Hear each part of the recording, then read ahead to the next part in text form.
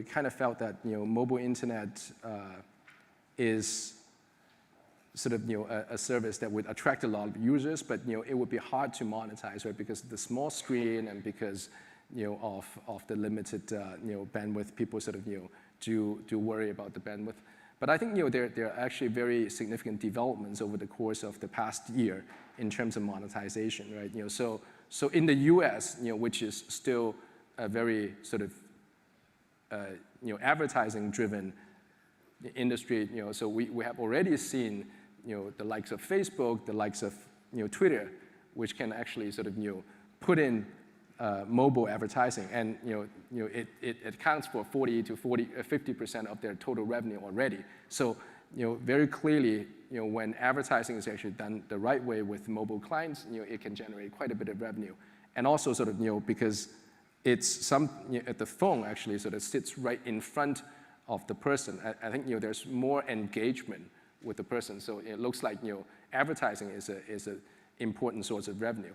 Now in China, advertising is actually lagging. So what we see as the next wave of monetization probably sort of would come from games. If you remember the chart that I showed, right? Gaming is actually sort of leading the way in just monetization. So what we have done is actually we have put in a game center in our two most popular clients, Mobile QQ and Weixin, and through that users can actually download games and then they can play games, and these games are all freemium model, right? So they're free to play, but then if you want to buy items, you can do that. And we have seen a very significant uptick in terms of user engagement, and we felt that over time the monetization would come.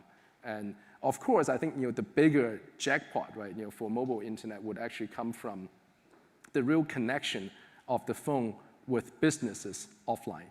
And I think that's somewhere in the future.